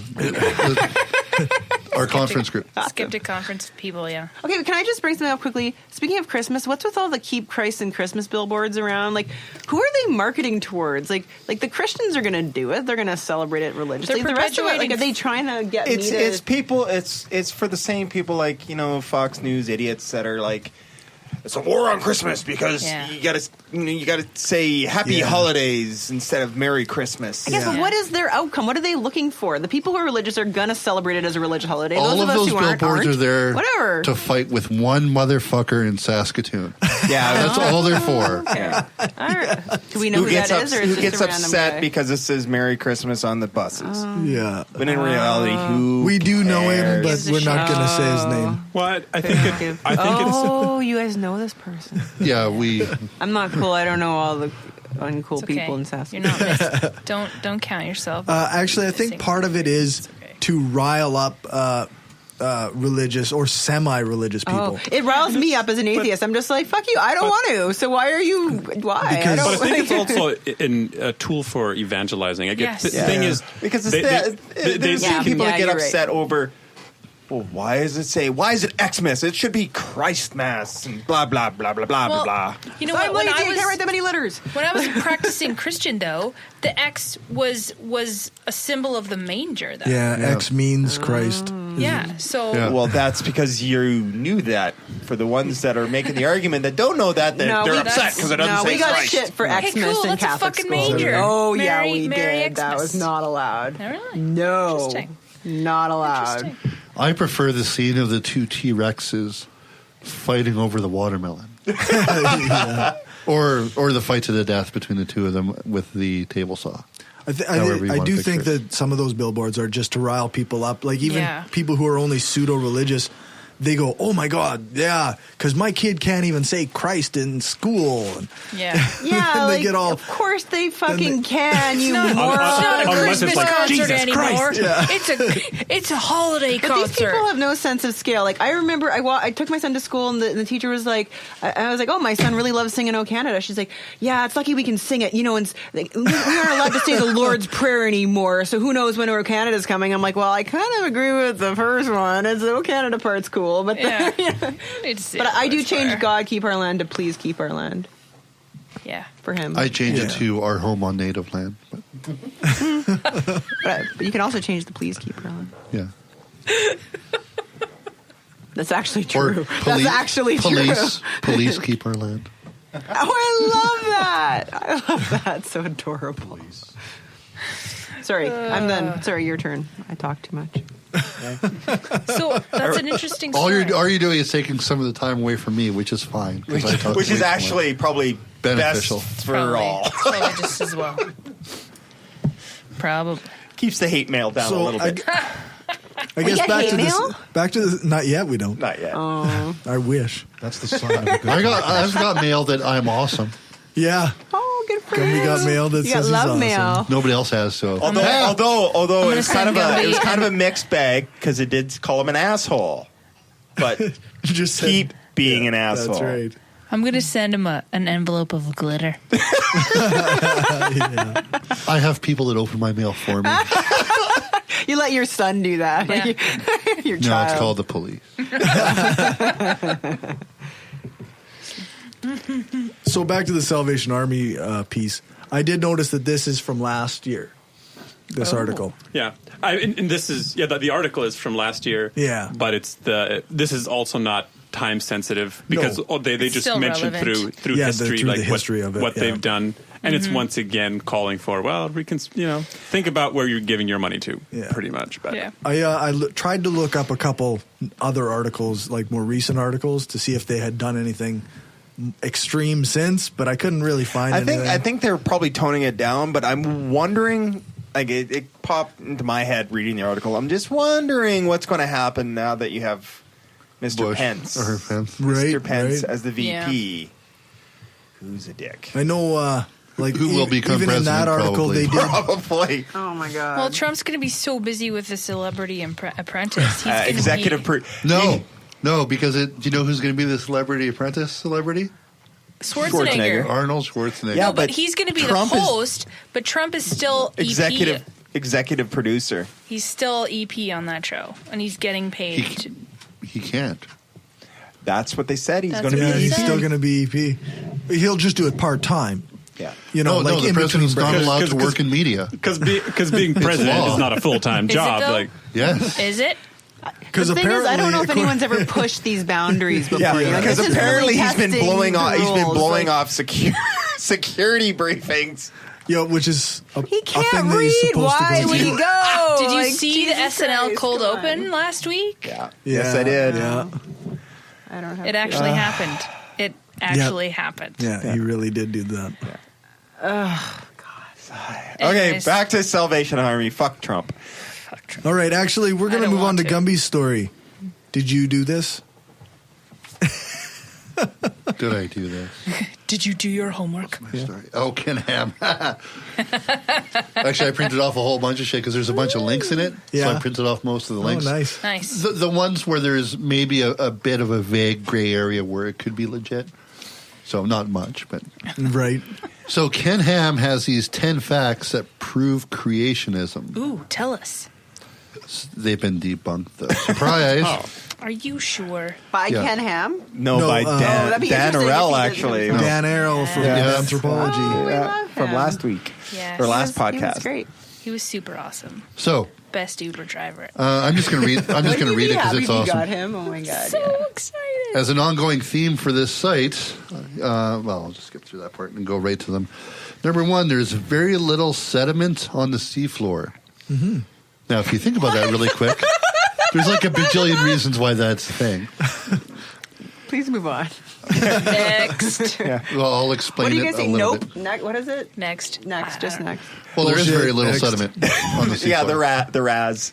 Yeah. Bullshit. Yeah. Next. Yes, there really is very little sediment Yeah, on the seafloor. because of plate tectonics. Yes. And vents and all sorts of things. So next, Currents. bent rock layers. So in many mountainous areas, rock layers thousands of feet thick have been bent and folded without fracturing. How can that happen? That's actually really simple to explain. You can do it with fucking snow on a roof. It's all about the amount of pressure behind it and how large it's moving over how big of a crevice. Absolutely. There was Very- a good very simple. There was a good quote in there, something about Oh yeah. how Ken Ham expects it to look like the layers of a cake, like it's perfect. It's all going to be perfectly level. And Okay. And because it's not. Okay. then of course creationism. For sure. Oh. Yes, because God baked baked Earth like a cake. Yes. Yep. And magma is like Well, icing in the middle. That's frosting, yeah. Yeah. I would think it would be if it were created, Right. you would see like a square grid and just Because let's- everything's built by what's that stupid game that little kids are playing? Minecraft. I was thinking along the lines it was built more like a Lego. shitty carpenter. You're going to see a lot of shims. The door frame is great. It's a fantastic door. Measured that one I mean, in wrong. the Measure once, cut 3 times.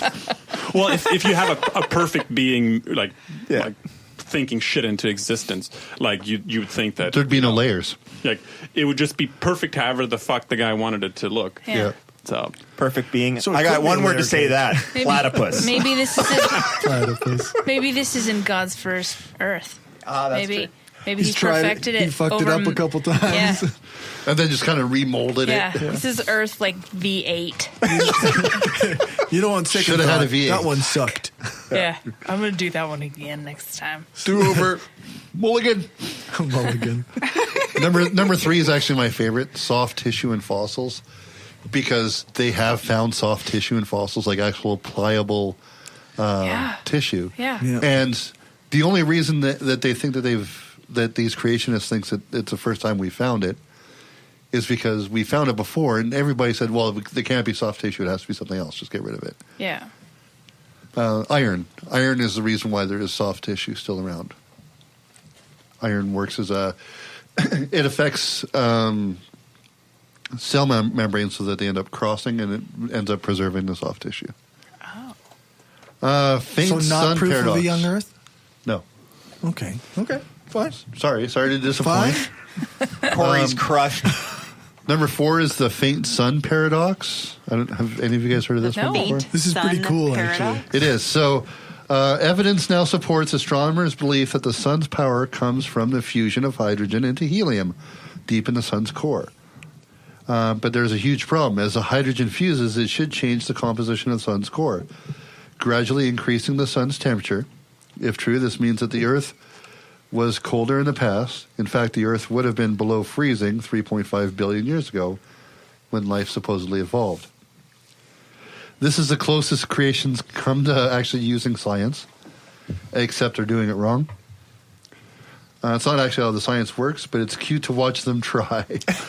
The original issue was actually raised by Carl Sagan and George Mullen in 1972, because studying sun-like stars showed that the sun should get brighter and hotter over time, but the Earth's geological record shows a rather steady temperature, with the exception of one cold phase. It does not help the argument for young Earth creationists, though, because the layers that are being studied to measure the temperatures of this research are millions and billions of years old. So that alone means that using the sun as evidence simply won't work, because it denies creationism or young Earth. It is kind of a cool problem. Like, it seemed like to me, it seemed like this is kind of something that science hasn't figured out 100% yet.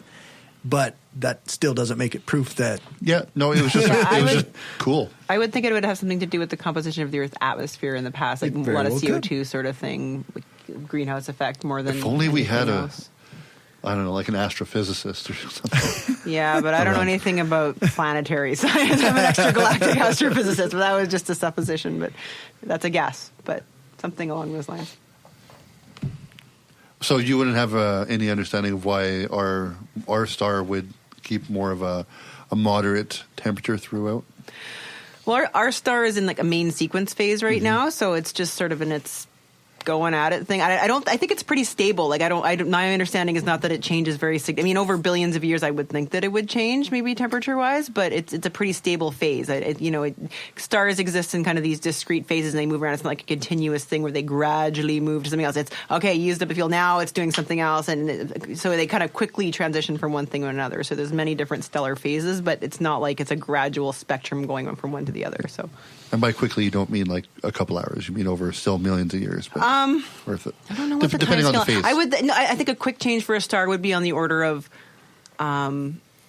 like years, like Yeah. tens of years, maybe sort of thing. Depends on the phase it's changing. Yeah, like a supernova happens in like Now. yeah, it's not But it instantaneous, continues but to yeah. happen for quite a while. There's an afterglow for Yeah. quite a while, but it's on a human time scale. It's on like days and weeks and months. Number 5, rapidly decaying magnetic field. Can we just say next? What's It's not- the Earth's magnetic field is decaying? No, it's constantly changing and shifting. True. I But, made they, a- but they thought it was decaying. I made a little note that says Answers in Genesis doesn't recognize the difference between a fluctuation in the magnetic field and a steady decay. Yeah, because Did they you- don't understand there's a difference. Did you know the polarity of the magnetic field of Earth Is it- changes? and it's over due to time? reverse. That's so interesting. Something like So every, interesting. what is it, 10,000 years Yeah, or something on that time scale. Yeah. Super It's gonna cool. reverse? Yeah. Yeah, it has in the past. It does. Neato. Just like north is south and south is north. Yeah. So would our compasses be turned around? Yeah, Yes. your compass would then point That the is exact the only opposite thing way. that's going to change. Nice. Yeah, it's super That'll cool. be no. That's not the only thing that'll change. The northern lights will appear on the opposite part of the sky. So if you see them in the west, normally you'll see them in the east instead. And birds would probably be really screwed up if they For that's a what they bit. use for migrate. I would think. For a bit. So Yeah. will our GPS systems. But, Super cool. But that just takes a bit of coding to change that. Sorry. No, only a couple hundred people will die probably. My head's gonna explode. Helium in radioactive rocks. Yes. So this one I actually found really cool because, Radioactive rocks. well, everything's radioactive. Yes, but Thank you. Okay, so during the radioactive decay of uranium and thorium contained in rocks, lots of helium is produced. Because helium is the second lightest element and a noble gas, which is true. That means it doesn't combine with other atoms. It readily diffuses out and eventually escapes in the atmosphere. So that's what they're talking about. They're saying that all of it should have escaped by now, except they're assuming that all rocks have the same composition. I'm confused about the whole argument. But anyways, all right. Anyway, it's bullshit. Basically, they think that all the helium Should that be- is still in the rocks shouldn't be. Yeah. Well, helium, there should be no helium. Yeah, that's because that's it what all they're should have saying. decayed out by now. Yeah. Yeah. Mind you, we also, if we evolved from monkeys, there shouldn't be any monkeys. That's right. So the monkeys have all the helium. Yeah, so Yeah. monkeys. Well, why else do they squeak so high? Oh yeah. This one actually made me actually want to smash my face into my desk. Carbon-14 in fossils, coal and diamonds. Carbon-14, or radiocarbon, is a radioactive form of carbon that scientists use to date fossils. But it decays so quickly with Blah, blah, a blah. half-life of only Half-life of 5,730 years. That's That- why they don't use carbon-14 to date fossils. Right. So, They so use like that's iridium, don't they? They use other and heavy potassium metals. argon. And, Yeah, but Yeah, not yeah, carbon-14 That's is like only- human time scale things. It's like Exactly. They It's like they use that shroud of for whatever, yeah. they use that in archaeology, but Freaking- not. Yes. They also use it in murder mystery movies. No, Yes. wow. To carbon date the remains of the dead person. well, why wouldn't you? It's a good idea. Yeah. Unless you know it's got a watch or a phone. You know, some other kind of forensic evidence. Yeah. Short-lived comets is number 8. I So love this one is the exact same as the last one for me. I'm like, how can people be this stupid? Yeah. What is a It's Ken short-lived? So Spam. a comet spends most of its time far from the sun in deep freeze of space. But once each orbit, a comet comes very close to the sun, allowing the sun's heat to evaporate much of the comet's ice and dislodge dust to form a beautiful tail. Comets have little mass, so each close past the sun greatly reduces a comet's size, and eventually comets fade away.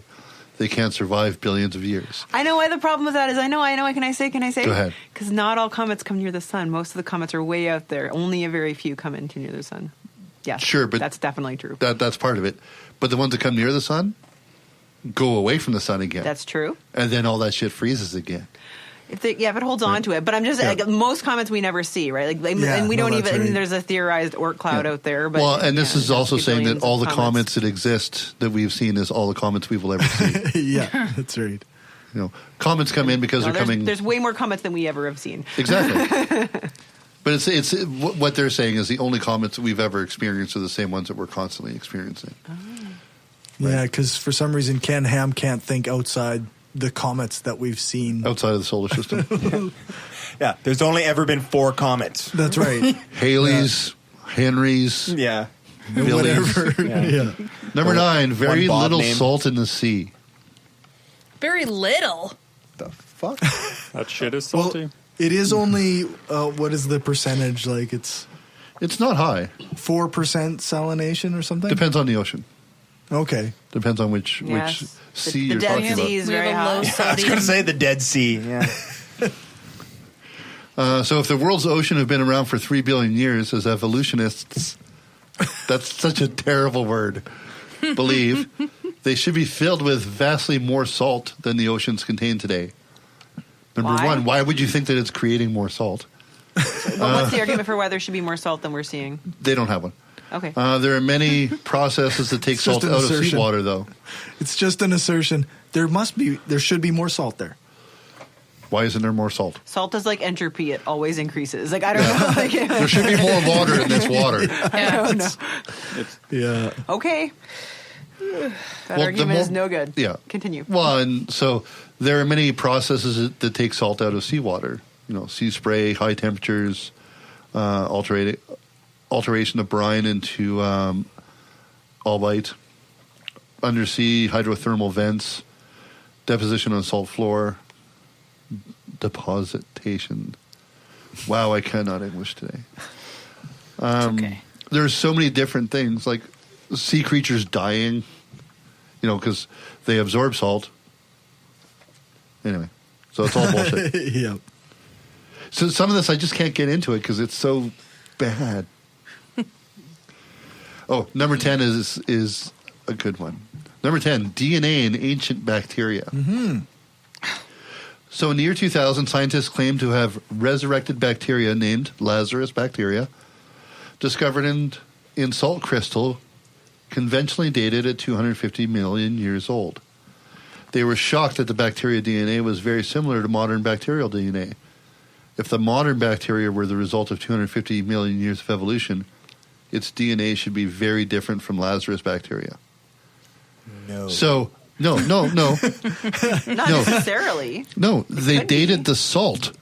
Oh, okay. The salt's 250 million years old. Who gives a shit? Yeah. The bacteria is not the salt. The salt or the bacteria came into contact with the salt later. Because I was thinking, because evolution happens, but only if there's a need. I mean, sharks haven't evolved.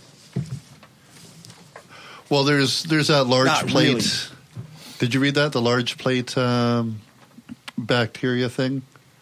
No, I did not. Okay, so that was actually an argument that Steve was in, and I don't have the information here, but basically Steve Novella argued against this guy that said that he basically made a really big giant petri dish, and he put different types of bacteria on it and different types of not viruses, but different elements that eventually destroy these bacteria. Okay.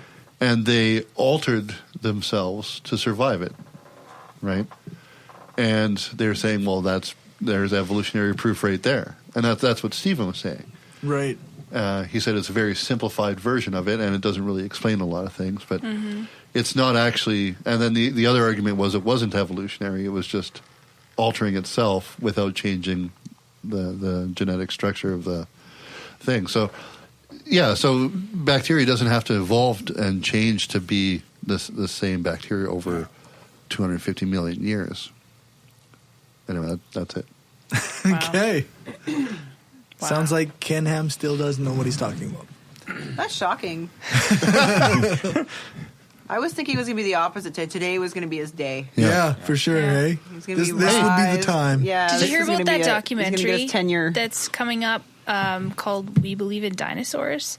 Somebody's doing a documentary about the Creation Museum and the whole Ken Ham thing. And I think Aaron Raw is going to be in it. Okay. Oh, probably.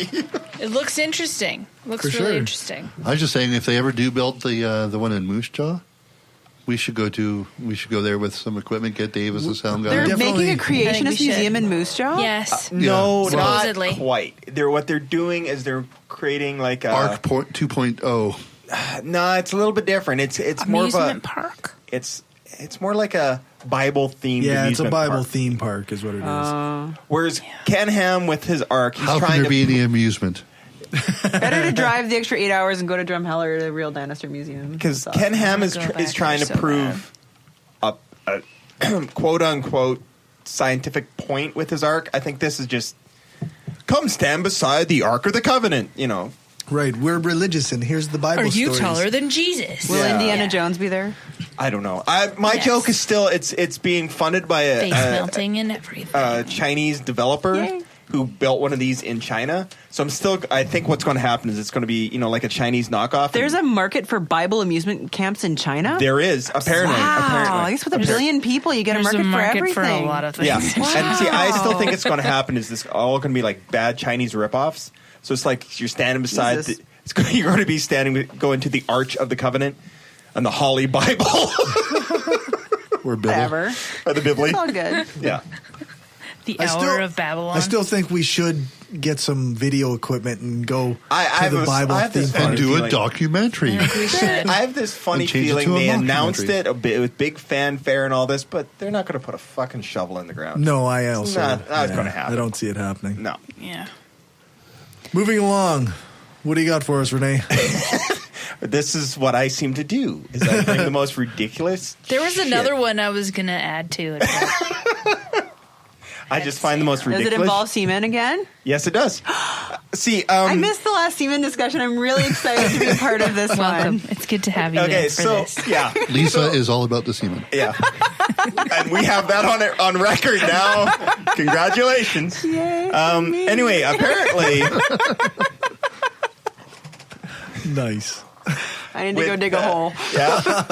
Please don't. Apparently, the Satanic Temple, although this is kind of weird, is because this one member of the Satanic Temple has started this protest, but it's not an official, like the other spokesman, Lucian Graves, it says it's not an official protest. And I even It's not sanctioned. There's a Satanist named Lucien. What's Yes. that? Yeah, Lucian Graves. Wow. It's like Lucien, like Lucifer. That sounds like a good name for Satan. Yeah, that's probably why they picked the name. But anyway, Lucifer Grave. Yeah. well, Lucien is what it is, not Lucifer. Yes. But anyway, so what they're doing is they're in a way of protesting new laws in the most progressive state ever, Texas, that has changed their laws to have. They're trying to. I didn't quite understand if they have passed the law or this is what they're attempting to pass. Is where you have to have an official funeral. If you have an abortion, you have to have an official. Oh, I've heard of this. official, Yes. Funeral for the fetus, which would just add on to all the other stupid stuff Texas has been doing to try to, without out and out banning abortion, they just make it really, really, really prohibitive. Yeah. So what the one member of the Satanic Temple is suggesting you do is you send cum rags to the legislators in Texas with the note saying, "These are babies, please bury." And yeah, so That's disgusting. That's just disgusting. Oh, I don't absolutely. even- Do you Well- send your sticky Playboy magazine like stuck no, together? no, You send it's that a too? sock. They say They want a sock. But you can Send your get crusty creative. sock. Nice. although they said that this does create a kind of there is a legal gray zone that they checked it out at UPS. They said the legal saying is that as long as you're not sending it to harm anyone and you put it in a small container and it's clearly marked that it's a biological. This is a sperm I'm sorry, sock. semen can seriously harm people. Like that's Yes. gross. Like medically Although, speaking, they- that's disgusting. Like I would not want to handle that. I don't know. They did make a caveat that they said they doesn't if that upsets you, then you can use semen-like substance. It's to send a message. It's shampoo or something similar. Mayonnaise. Yeah, something to send the message. Motor oil. But at any What? that Hardcore. Poppy seed disgusting. salad dressing. yeah. You're not healthy, I dude. thought you said puppy semen. That's totally different. Not jacking up a puppy. But at any rate, it's to prove a point. Meanwhile, everyone is just lost on this now. It's to prove a point, though. Yeah. It's to prove a point. You know, as they said in the article, and also as George Carlin says, not every ejaculation deserves a name. You know? Yeah. But there are people that are legit like, let's outlaw masturbation. And so there was a can't remember. I thought that was a joke article. You posted that. That was a joke, right? I thought it was an Onion thing. No, that was something. For fuck's sakes. That was something they did on. I can't remember whether it was the Daily Show. We live in bizarro world now. I can't remember whether it was the Daily Show or John on Last Week Tonight with John Oliver. I can't remember exactly what show, but they were kind of making fun of it. But there was an actual lawmaker trying to outlaw masturbation because they're trying to say really is sacred. Yeah, every sperm is sacred. How do you police that? I just had that question. Like, it's a good question. Like, that was part of the joke. Like, was they had a bunch of like 14. They had like 12, 14-year-old boys in this room, and what's your feeling on if they outlaw masturbation? I feel like I'm in big trouble. Yeah. Oh my gosh. They're just going to hire Santa. 14-year-old boys. Well, he knows if you've been good or bad. Yeah, exactly. They check for the hairy palms. They do IQ. They do eyesight tests. You know, all those kind of things. All the standard myths. Yeah, all the standard myths. Smoother than the other. Yeah. Right? Yeah. But you couldn't rub one out either, right? So you have to find a way to figure that out too. Yeah, that's right. So then girls can masturbate, but that's what I'm saying. Yeah. Well, maybe they should outlaw like tampons, right? Because girls should never have a period. They should always be pregnant every time. Right. Why would you ever get one? Something like that. Well, and so every egg is sacred. Every egg is sacred. You shouldn't have periods. That bill that has been proposed in Ohio. That no, you're not going to relate this to something real, are you? This is the most ridiculous thing I've ever uttered out of my lips. This is swear to God, awesome / it's awesome. But there's a bill proposed in Ohio that you can't have an abortion past your second week or something. No, it's like 8 weeks. Heartbeat was the heartbeat one. The heartbeat law. Yeah, that's right. And guess you find out you're pregnant at like week 5 or 6 if you're very early. Yeah. Like you're not barfing until week 6 or 7. You're not. I didn't find out until at least week 8, and I never barfed. So like I didn't barf once. No, you're lucky. Not even a sympathy barf. Nothing. The restricted access to abortion clinics. It's increasingly difficult for women to get access anyway. Yes. So if you don't find out until week 6 or 7. Then you just aren't going to be able to get an abortion. Well, and it specifically references the first period thing, they the date of your last period, and so because of this, women are sending their used tampons to the people that are involved with this Good law. for them. Yeah, I think I heard something about that here protest. You go. Here's my period. It's along the same line, but just not quite as. That is awesomely gross. That is disgustingly awesome. I think that one's a little bit more to the point. Yeah, this is a little bit more satirical, because some women do not have, like, so many women do not have a regular period. No. Yeah, it's rare. I don't know. It seems like it's more common to have an irregular period than if a you're on regular birth control, it's regular.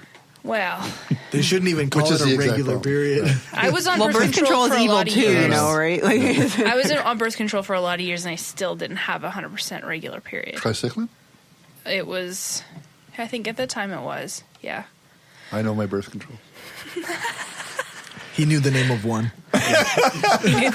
That's the stuff I pick up from the store. We really share a lot on this podcast, don't we? Yeah. It's nice. I love you guys. Love you too. It may on occasion reach the oversharing. We're not there yet. No way are we there yet. Well, Angela's jacking off puppies. That was not right, Angela. That's not okay. It's not okay. I think she said she would not do such a thing. But the concept entered her brain. Puppy seed. Puppies. No, I'm thinking what we have here is a Gumby's Freudian slip. Yeah. He's the one jerking off the puppies.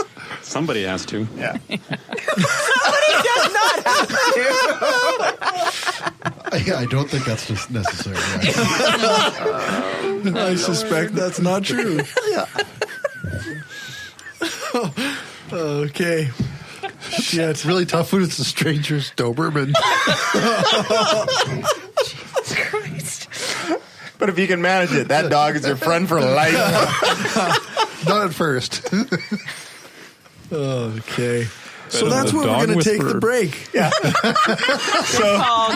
So we totally degenerated from a silly law to a silly response to even more fucking silliness. Not even. Yeah. We started off with fucking Dr. Stephen Novella. Yes. And now we're talking about jacking up dogs. Well, yes. That's his own stupid fault for associating himself with this podcast. So. Well, he won't again, I'm sure. Yeah, I'm pretty sure. I doubt he'll listen this far. For live listeners and patrons, you can enjoy the next few minutes and we'll be back. For regular feed subscribers, this is where we'll end the Skeptic Studio. Remember to subscribe on iTunes, Google Play, or some other podcatcher, and check out the show notes at theskepticstudio.com. We'll have the Shift to Reason radio for you next week. If you can't wait for it, then listen live at Spreaker.com/show/brainstorm-podcast, or go become a patron at patreon.com/brainstormpodcast. The music break tonight: Mother Superior by Coheed and Cambria, nice. A Certain Shade of Green by Incubus, sweet, and All I Want for Christmas by Leo Miracoli. Did you hear the one he came out with today? Safety Dance? Yeah, it was no so way. fucking good. Oh my God. I want to get him on the show. Yeah. I'm trying to make that work.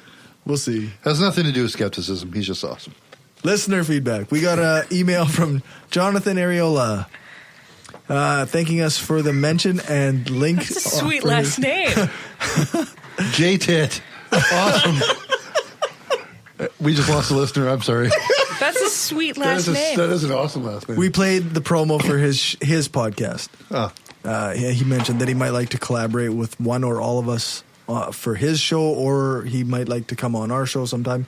He runs the TDTF podcast, the Too Deep, Too Fast podcast. No such thing as Too Deep or Too Fast. You probably don't want to know. That sounds like the perfect podcast for this crew. It seems like we have jokes ready for that guy. Oh, shit. Okay. We got no new patrons. Surprise, surprise. We got Sorry, I let you guys down last time. No new iTunes reviews. We need more iTunes reviews. We need to be able to read these on the air. Hey, Robin, go do an iTunes review. Somebody do an iTunes review. And Aaron Young, go now. And remember to email us at mail@brainstormblog.net or go to our contact page. MAIL. Mail, yeah. Not MALE. Why would anybody make that mistake? If they're listening to us, they can't be too smart. So. Okay, I'm going to do a contest. So if this episode of the Skeptic Studio with our interview with Dr. Novella hits 500 downloads before the next live broadcast on January 6th, then I will buy a T-shirt for somebody who shared the show. What kind of T-shirt? Off of any one of our sponsor websites or off of our Brainstorm Cafe Press Store. Hey. So make sure to spread the show. Should we ban Alden outright? I was just going to say that. Last time we did this time. contest, Alden won, which seemed fixed, but it wasn't. I'm gonna Alden adjust fixed. the way we do it a little bit. Alden seems fixed. Should be fixed. I'm gonna adjust the thing a little bit so that every time somebody shares the show and lets us know that they shared it, I'm gonna add their name into the pot again. I'm gonna do that a lot. So not you, people, members of the crew You can't win. Take the sad face off. You knew that ahead of time. You knew you were not allowed to win. It's just the way it works. Yeah. What Just is get your own iTunes? shirt. So every place you share the episode gets you an extra chance to win. Mm-hmm. So that's January 6th. We'll do the draw. That's our next live broadcast. I'm sick that day. Yeah. Check out the website for the demographic survey. There's a link at the top of our website, or you can type it in survey.libsyn.com/brainstormpodcast. Anybody have anything special or new to plug? Nope. Nothing. Nobody's doing anything cool on the internet. No. I was Not on right this now. hour as 22 minutes for 2 seconds. Dave was on this hour. He was amazing. Yeah. Where are you? It's always amazing. All I said was Viva Chile. That was it. Nice. So, Good enough. You're Nice. welcome. That's it. Good. Repping the Brainstorm crew. Hanging out with That's Sean right. Majumder. John Majumder. Viva Chile. What's the name? Raj Binder. Yes. He's got this character who just sweats to death, and he's like super East Indian. Right. Like he's like, yeah, he like talks probably like his dad or something. Yeah, it's fantastic. He's hilarious. Yeah, it's really Raj funny. Bender does a bit now called Taxi Cab Confections. Yeah, Jeez. I think isn't he the guy that did the like because he has a really really bad fake East Indian accent, right? Is that him? Yeah, it's pretty good. I don't know. Yeah. He is East Indian. Well, no, but he overdoes it. Oh, yeah, he It's exaggerates. exaggerated. Yeah, and the part where he's talking about how they're horrible at picking up women in bars. Yes. that is one of my favorite fucking skits of all time. It's hilarious. Robin just shared it Let's cue that Thanks, Robin. twice. that outro music. Peace out. Thanks, everybody. So that's where we're going to end the episode. Before we go, I want to make sure to mention the website, brainstormblog.net. We have comprehensive show notes, including any notes that I've made regarding my stories or any notes that the rest of the crew gives me for theirs. Never any for me. Which isn't common. You can get bonus content, full-length, ad-free episodes, and other bonuses by becoming a patron at patreon.com/brainstormpodcast, just like Daryl, Will, Rob, Nathan, Destin, George, Stephanie, and Janet. Give us money. You can join us for the next live broadcast by following us on Spreaker. Just enter Brainstorm Podcast into the Spreaker search bar, or you can go to our website, brainstormblog.net, and check out the live show page and the upcoming events page. Remember to rate us and write a review on iTunes or Stitcher and hit that subscribe button. If you leave a review, then let us know, and remember to tell us where you're from so we know which store to look in. We're lonely. We are. Thanks to Dave for our intro music. Thanks to Alex Capper-Murdoch for doing the voiceover for the intro and some of our ads. And thank you to Jason Camo for our outro music. You can find his stuff at aloststateofmind.com. All music played is either with permission or under the SOCAN license to play. For more information on SOCAN, you can check out the music license info on our website, brainstormblog.net. T-shirts, mugs, and other cool shit is available at cafepress.ca/brainstormpodcastgear. We don't get any money from that. We might if somebody bought something. Most of my T-shirts are Brainstorm T-shirts. Yeah. I have 12 of them. Well, it doesn't count when we buy them ourselves. It doesn't work. Robin, go buy a shirt. Are you wearing one now? Yes. You are! He is so. Oh, yeah! That's right. Oh, yeah, you are! Okay. So remember to shoot us an email. We love to hear from you guys. Mail at brainstormblog.net or hit the contact page. If you have a podcast or a website and want a shout out or have a promo to play, let us know. Thanks for listening. There will be no live broadcast on January 6th. I'm working on a couple of one-on-one interviews to put out for our regularly scheduled interview or episodes, and we'll release those for patrons as soon as they're done. Do you mean December? No, we will not be back until January 6th. Yeah, you said there won't be a show January 6th. January 6th. We won't be back until January 6th. There will be no live broadcast until January 6th. You said on. You said on. You used not the until. wrong Don't preposition. worry, don't worry. I just wanted to correct that so that I people see. know. Okay, Yeah. so Hey, our listener might want to know when she can listen again. yeah, our one listener. You suck, Robin. Yeah, so I'm working on a couple interviews Gummy that I'm Smash. going to be putting out for our fill-in episodes. But other than that, we're not live till January. Oh, I was going to show up anyway. Yeah. You can show up if you So want. thanks again for listening and have a happy holiday. Peace. We'll see you on Merry Epiphany. Merry Christmas. Happy Wash your Festivus. Happy Festivus. Happy Festivus. Don't play with your puppies.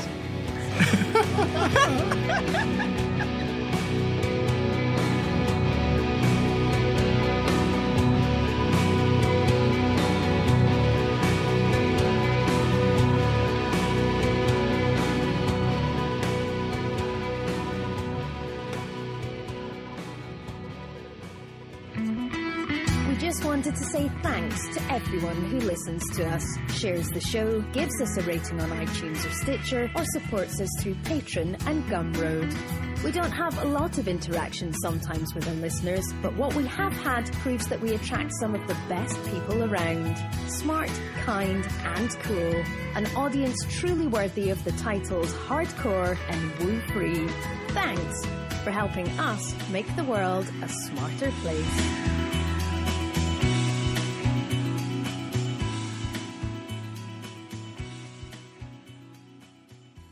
This is an opinion-based podcast. Each person on the podcast is responsible for their own opinions, and those opinions don't necessarily reflect the views of the rest of the panel. Any guests or anyone associated with the people on the podcast, such as spouses, partners, children, other family members, friends, or employers. No one person speaks for the podcast with the possible exception of Corey, and he doesn't speak for anyone else on the show. The Brainstorm podcast does not represent the views of our sponsors.